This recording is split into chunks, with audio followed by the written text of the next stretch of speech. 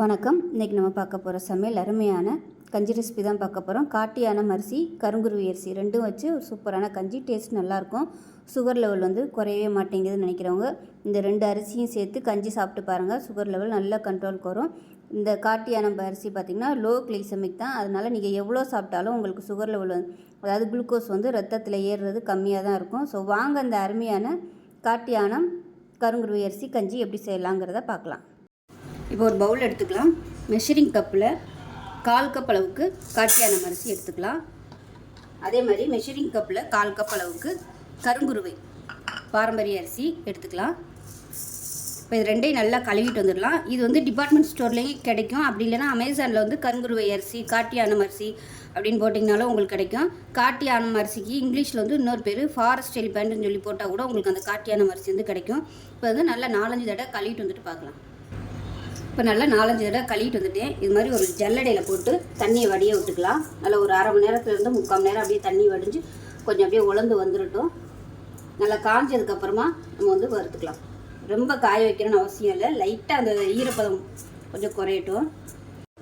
இப்போ பாருங்கள், ஈரம் நல்லா குறைஞ்சிடுச்சு. அதே சமயம் ஈரம் இருக்குது. நம்ம இடியாப்பத்துக்கெலாம் எப்படி காய வைப்போம் அந்த மாதிரி ஈரம் இருக்குது. இப்போ அது ஒரு மிக்ஸி ஜாரில் சேர்த்துக்கலாம். இப்போ அதை நல்லா குறைன்னு ரவை பதத்துக்கு பொடிச்சிக்கலாம். ரொம்ப நைஸாக பொடிக்க வேணாம். ரவை பதத்துக்கு பொடிச்சிட்டு வந்துட்டு பார்க்கலாம். இப்போ பாருங்கள், மிக்ஸி ஜாரில் போட்டு இதை நான் அரைச்சிட்டேன். இது ஈரப்பதமாக இருக்கிறதுனால நம்ம ஸ்டோர் பண்ணி வைக்க முடியாது. அதனால் இதை நம்ம கடாயில் போட்டு வறுத்துக்கலாம். ஸ்டோர் பண்ணி வைக்கிறதா இருந்தால் கண்டிப்பாக நீங்கள் வறுத்துட்டு வச்சிங்கன்னா தான் உங்களுக்கு இருக்கும். இல்லைன்னா நீங்கள் இந்த ஈரத்தோடு அரைச்சிட்டு அப்படியே வெளியில் வச்சிட்டோம்னா பூசணம் பிடிச்சிடும். அதனால் இதை வறுத்துக்கலாம். இந்த மாதிரி அரைச்சிட்டும் வறுத்துக்கலாம். அப்படி இல்லைன்னா நம்ம ஈர அரிசி மிக்ஸி ஜாரில் போடுறதுக்கு முன்னாடி கடாயில் போட்டு அரிசியாக வறுத்துட்டு கூட நீங்கள் பிடிச்சிக்கலாம். ஸோ 2 மெத்தட்லையுமே நீங்கள் பண்ணிக்கலாம். எது உங்களுக்கு வசதியோ நீங்கள் அது மாதிரி பண்ணிக்கோங்க. நான் இப்போ இதை கடாயில் போட்டு வறுத்துக்க போகிறேன். இப்போ கடாய் நல்லா சூடாயிருச்சு. இப்போ இந்த அரைச்ச அரிசியை சேர்த்துக்கலாம். சேர்த்துட்டு நல்லா வறுத்துக்கலாம். இதை நல்லா வறுத்துக்கலாம். இப்போ நல்லா வறுபட்டுருச்சு. சத்தம் கேட்குதா என்னன்னு தெரியல. பார்த்தீங்கன்னா இந்த அரிசி அப்படியே லைட்டாக அப்படியே பொரியிற மாதிரி சத்தம் கேட்கும். அந்த மாதிரி வந்துருச்சுன்னா எடுத்துடலாம். இது வேறு பவுலுக்கு மாற்றிக்கலாம். இப்போ ஒரு குக்கர் எடுத்திருக்கேன். நம்ம வறுத்த அரிசி பார்த்திங்கன்னா 1 டம்ளர் அளவுக்கு எடுத்திருக்கேன். அளவு ரொம்ப முக்கியம். இந்த அளவில் தான் நம்ம தண்ணி அளந்து ஊற்ற போகிறோம். இப்போ எந்த டம்ளரில் நம்ம அரிசி எடுத்துருக்கோமோ அதே டம்ளரில் நல்லா ஒரு 5 டம்ளர் அளவுக்கு தண்ணி சேர்த்துக்கலாம்.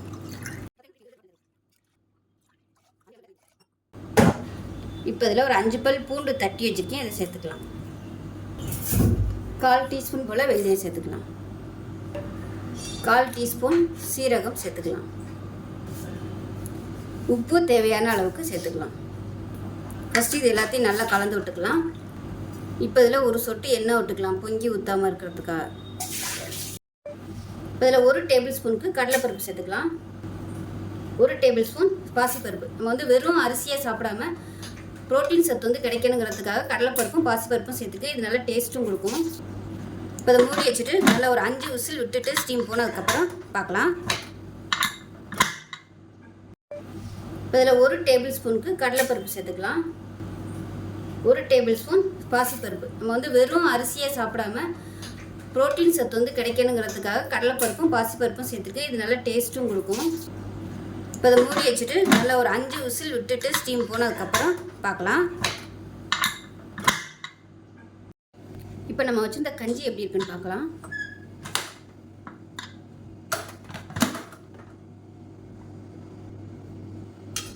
இப்போ இது நம்ம கலந்து விட்டுக்கலாம்.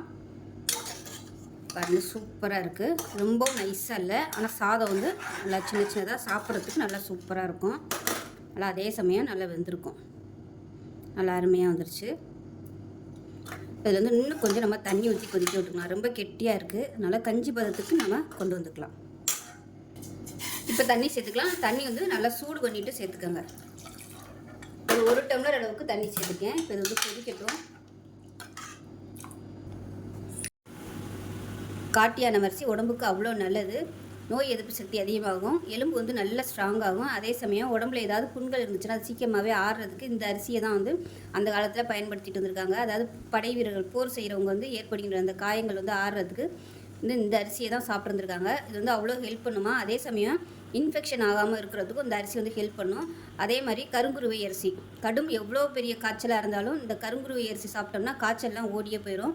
அதே சமயம் புதுசாக கல்யாணமானவங்க குழந்தை இல்லைன்னு ஃபீல் பண்ணுவாங்களே அந்த மாதிரி இருக்கிறவங்க இந்த அரிசி அதிகமாக எடுத்துக்கும் போது சீக்கிரமாகவே குழந்தை உருவாகிற தன்மை கிடைக்கும் அப்படின்னு சொல்லி நான் ஒரு புக்கில் படித்தேன். காட்டியானம் அரிசி, கருங்குருவி அரிசி ரெண்டுமே பெனிஃபிட் நிறைய இருக்குது. நான் வந்து டிஸ்கிரிப்ஷனில் வந்து அதோட பெனிஃபிட் என்ன அப்படிங்கிறது பூரா நான் அதில் போடுறேன். விருப்பப்பட்டவங்க பார்த்து படித்து தெரிஞ்சுக்கோங்க. அதே சமயம் இது 2 அரிசியும் சேர்த்து சாப்பிடும்போது சுகர் லெவலுமே நல்ல கண்ட்ரோலுக்கு வரும். 3 மாதம் தொடர்ந்து எடுத்துகிட்டு வந்திங்கன்னா உங்களுக்கு சுகர் லெவல் நல்ல கண்ட்ரோலுக்கு வரும்.